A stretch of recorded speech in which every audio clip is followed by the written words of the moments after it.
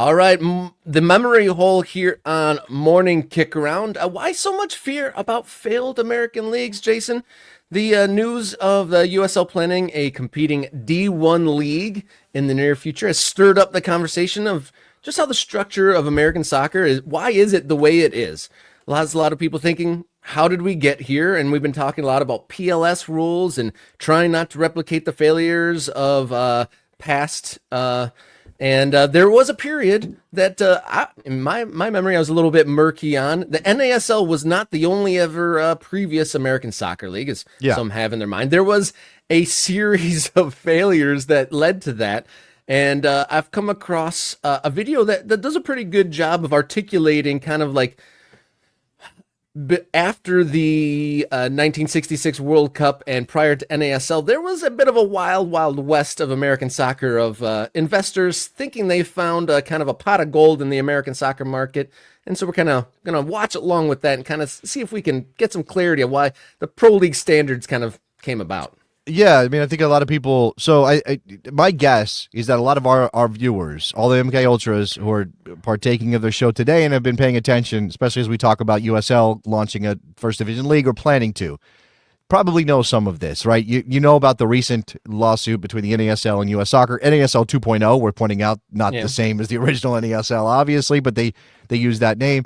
You probably know about things like the ASL, going back to like the 1920s when baseball owners started soccer clubs in the Northeast, and then there was a fight, as there always is, a soccer war, and those leagues collapsed. But in the 60s, this is sort of ahead of the birth of the original NASL, there was a little bit of who's going to step into the breach, who's going to take this on, and you have found this video, I believe it's called From Root None, on YouTube, so shout out to them. But let's watch a little bit of this and see if we can get some of the history to kind of fill in our gaps. United States Soccer Football Association in 1945.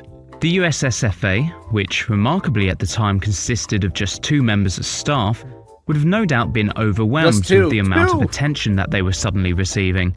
The tiny association had the mammoth responsibility of deciding what the future of US soccer would be. You see, being sanctioned by the USSFA would not only bring credibility from FIFA, but also allow the league to operate within the global transfer system in the quote-unquote proper manner, something that was still a little bit sensitive given what happened 40 years earlier.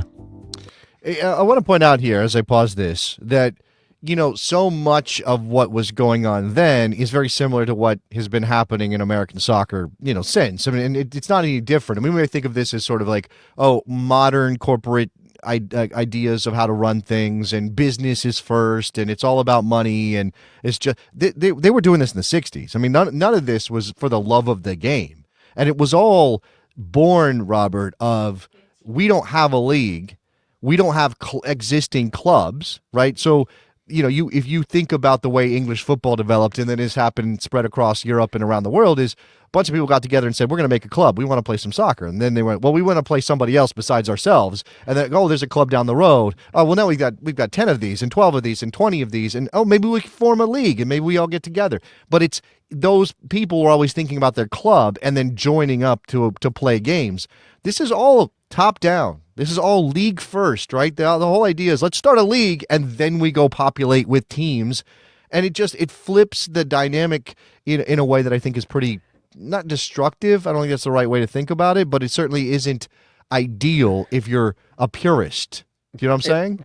Profit and product driven rather than the game itself and rising up. And these 3 organizations in red highlighted, these organizations came about to be the league only because they saw the rating success of the World Cup and the movie of the World Cup. So they just saw a little dollar sign, and now they're trying to jump into that pool. 100%. The history of American soccer is the history of capitalism. You go all the way back to the ASL and the leagues in the Northeast in the 20s. Those were just baseball owners trying to make more money by filling up their stadiums when they weren't playing baseball, right? It whatever. And then that's obviously the NASL era comes around with Lamar Hunt, and a lot of that was about football owners trying to capitalize and fill up their stadiums when they weren't playing football. And that's kind of true now with MLS. How much of MLS is backed by NFL ownership? All right, lettle continue. See if we get a little more history. The USSFA and FIFA knew that 3 sanctioned football leagues launching would destroy any chance that soccer had in the United States. So their initial solution was to ask the 3 prospective leagues to merge into one mega league. However, the reply they got from each of the delegates was a big fat no. So, that's also suddenly consistent realising that American they were soccer dealing is with doing their own thing businessmen, rather than decided to talk working in together. terms that they'd understand. In exchange for certification, the USSFA demanded 10% of any television deals, 4% of ticket sales, as well as a flat $25,000 franchise fee from each of the sanctioned Franchise fees, eh? Yeah, so this is the thing, right? I don't even know how to judge this, right? The U.S. So at this point, the USSFA, which obviously has changed names, is now known as U.S. Soccer. It wasn't anything, right? They had no real power, and there wasn't even really a deep well of sort of amateur soccer happening. I mean, I know there was amateur soccer, but so much of it was sort of outside the purview of any organization. Even youth soccer wasn't really a thing. If you find somebody, like I know our current president played a little bit of soccer. Like you find somebody who played soccer in the 60s and 70s. I mean, they were unicorns. It wasn't a thing, not really, not the way that we think about it now. What do you think about this, Rob? That back then, what is now U.S. Soccer, very small organization, very limited power, was like, hey, we'll sanction you, but you got to give us this cut. You got to pay us. Yeah, they probably didn't have a lot of leverage at all. I mean, these investor guys are probably, we'll see in the video as it continues, they're probably like, well, why should we listen to you? 2 guys sitting in an office. And, right. And there wasn't any like public outroar if, they went against the rules or anything. There's a couple pockets probably of ethnic groups have their own leagues in certain pockets across the country, but there is no groundswell. There's no soccer conversation at large here at all. So we'll see. It obviously mentions like tying into FIFA and then tying into the transfer or the world market. Let's not call it a transfer market because transfers weren't really happening the way that they are now. Again, you have to go back in time and think about this is before Bosman. This is before the reason the NASL was different, and I imagine that we'll get to that if we watch the entire video. But the reason the NASL, the 1.0 was different when they were getting Cruyff and they were getting Eusebio and they were getting some of these other famous European-based players is that they were outside the system. So the rules that applied to moving around in Europe did not apply to an American league, and so they could do things like this. Let's keep going. League's clubs. Cox, Herman and Millen almost fell off their metaphorical chairs at the figures thrown at them and refused to pay the extortionate fees put forward by the USSFA. Jack Kent Cook and his North American Soccer League saw the space open up for a tap-in and agreed to the USSFA's demands, and so, on the 19th of November 1966, the NASL was sanctioned as the Premier League of American soccer. To avoid any naming confusion with the other failed bids, the NASL was renamed to the United Soccer Association, which, again annoyingly for the sake of this video, has the acronym USA. The USA, the league, not the country, set about getting to business. Their original plan was to launch their new football league in the spring of 1968, which would give them time to do all the boring admin-y bits of forming a league, such as finding sponsors, getting TV deals in place, agreeing on corner flag designs, that kind of stuff. But it wasn't going to be that easy. The NAPSL and NSL weren't dead yet. Shortly after the USA announcement, the 2 rejected leagues got their together, decided that they could play along nicely after all, and merged to form the National Professional Soccer League, or NPSL. Much to everyone's surprise, Modern NPSL. Yeah, now we have an NPSL. Or we did? No, we still do? Different still NPSL, yeah. Yeah, sorry. Still, I mean, it's so hard to keep track sometimes. You're like, right, did that league exist? Does that league still? Okay, yeah, we still have that, but it's not the National Professional Soccer League. It's National Premier Soccer League. Yep. Which is still confusing. The NPSL announced that they planned to launch the league the following year, in 1967, and, even more surprisingly, had signed a 2-year television deal with CBS. The USSFA and FIFA were stunned. They'd been completely blindsided by the renegade division, and quickly moved to declare the NPSL as an outlaw league. However, the train had already left the station. NPSL was already assembling a 10-team league, throwing money at stadium owners, coaches and players alike in order to get everything ready for kick-off the following spring. The United Soccer Association knew that the tide was turning. Despite being sanctioned, its owners felt that to let the NPSL have a solo run as a division in 1967 would allow it to capture the US soccer market unchallenged. Its organisers scrambled and soon announced that they too would be launching their league. Okay, so I want to bring in this comment from Neil. Right, this tells us what we've known: that our federation is toothless and continues to be toothless. Yes, I guess, but I think you have to consider the reasons why that's the case, because that's the implication there is, well, they shouldn't be toothless, right? They should do more, or they should take more control. I guess that's the implication from the comment. Rob, would you agree with that? I mean, I can ask Neil, of course, but I'm just saying, like, what could they have done in a space as empty as American soccer in 1966? Could they have? They said, you're a renegade league, you're not allowed to do this. And what did the NPSL at the time say? We do not care. It doesn't matter. Why do we care what you say? And then the fact that they just went off and did it anyway, and then the federation was like, "Well, you seem to be starting in a promising way, so the team, the league that I did sanction, why don't you hold off?" That's not good. That's not good leadership, or not powerful leadership either way. I mean, it's that thing of, do we continue to say you're not sanctioned, you're a renegade league, we don't want, but again, there's not a lot of power, there's not a lot of soccer happening, they don't really have a lot of ability to say no when somebody puts money into something at a time when that was necessary to get the league started. You're kind of like, oh, okay, I guess you make the rules. How much more do you want to watch of this? Is there anything else in here that's like pertinent to what we're dealing with right now?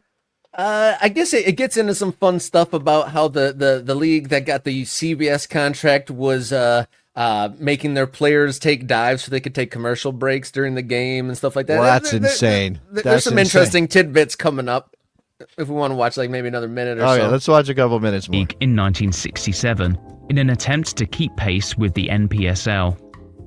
Flash forwards to April 1967, and the first of the two new major leagues of football in the United States prepared to launch a new dawn for American soccer. The NPSL launched with 10 teams competing to be crowned its inaugural champions: the Atlanta Chiefs, Baltimore Bays, Chicago Spurs, Los Angeles Toros, New York Generals, Oakland Clippers, Philadelphia Spartans, Pittsburgh Phantoms, St. Louis Stars, and Toronto Falcons. Hang on a minute, Toronto. What are you doing sneaking into the US League? Never mind. Come on in and take a seat next to the rest of these degenerates. A few things to note about the NPSL. Much like the current MLS, it was split into two conferences, the easy-to-remember Eastern and Western Division, which makes sense up until the point you realise that the... Okay, so we're learning things here, but I do want to go back to the chat, and this is from Scott. Could a renegade happen today? Could a renegade soccer league happen today? I want to say yes, but with significant caveats. Anybody can start a league, right? If there's somebody with enough money and they get a bunch of stadium leases, because you got to have places to play, they can start a league. But is it going to be good? What players are going to choose to play in an unsanctioned league outside of the FIFA transfer system, right? Once you do that, you risk upending your career completely, right? Unless you are getting paid so much more to play in that league and it is worth your while to take yourself out of the conventional system, I don't think so. And obviously, a league like that, they have no access to anything through U.S. soccer. They would not be in the Open Cup, such as it is. The original NASL didn't participate in the Open Cup, by the way. They chose that. They just simply didn't want to do it.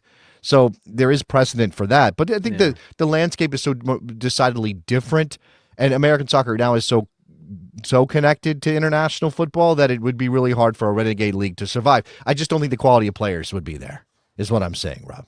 NISA might be the closest thing we got to that, but they were sanctioned for a while, but they were a little bit outside the lines. And then I think they'd run into some sort of like insurance coverage and sort of stuff like that. There'd be all sorts of like boring logistics that would stand in their way. As of this moment, the reports are, with the U.S. Soccer General Meetings happening in Atlanta, that NISA is making their case. I've seen mention of that. I don't have any reports on it, but NISA was making their case to maintain their third division sanctioning because they had it pulled by U.S. Soccer because they They were missing some of those things. They hadn't checked all the boxes. They didn't have the bonding. They didn't have, there were lots of things going on there. So, yeah, it's an interesting video. Maybe we can come back to it at a later date because we do have some other business to get to, Rob. But there's a lot of history in American soccer that is sort of like difficult to engage with because it makes us look bad as a soccer country. But and it's so fragmented too, like with all those acronyms and like it was here for a year and gone with the year. Like when you look back at history, it's hard to look at singular things in just a year. They kind of like form in our minds in like 4, 5, 6 year periods. When something happens for like 1 year, that's like in 1 year out the other. Yeah, in that large like zeitgeist feeling way. Yeah. If you learn the history of the NASL, right? Obviously, people know about Pele and the Cosmos. We're talking about 75, 76, 77, stuff like that for when they were at their heights. Warner Communications, Once in a Lifetime, Shep Messing and the whole thing, Canalia and Beckenbauer. You go back just 3 or 4 years, and the Cosmos were this rinky-dink minor league, terrible operation. They had a bunch of like American college kids who were never going to hack it at a decent professional level. So it was. The story of American soccer is a very, very wild one. Yeah, thanks to Route None. That's a fun video if you watch it through. I mean, they literally had the original TV show Batman be a commentator. I don't know if you caught that in the video. Was that real or was that a joke? Was that serious? I think so, but they do note how the commentators, like the level of play was so bad that the commentators like couldn't not just drag it as they watched it. Players were encouraged to fake injuries, to get commercial breaks in, and various others. So I recommend watching that through if we don't come back to that. I know there are some names in broadcasting that were attached to soccer at the time that you're like, really, that guy? I don't have any off the top of my head, but yeah, it's one of those. It's one of those things. Go ahead. Yeah, thanks for participating in the chat, everybody. One more funny one. You're talking about the unsanctioned league. Mike Thomas throws Live, the soccer league, a play on the Saudi Gulf stuff. So thanks for tuning in. If you haven't already, we're gonna do more stuff like this as we progress down this whole memory hole, if you will. But thanks for tuning in. Subscribe. We are past 1,000 and we are adding more every single day. So be the next and tell your friend to be the next after you to subscribe. Follow along on social media at mkickaround. Write us a note, morningkickaround@gmail.com, or support us with some cash. Ko-fi.com/morningkickaround.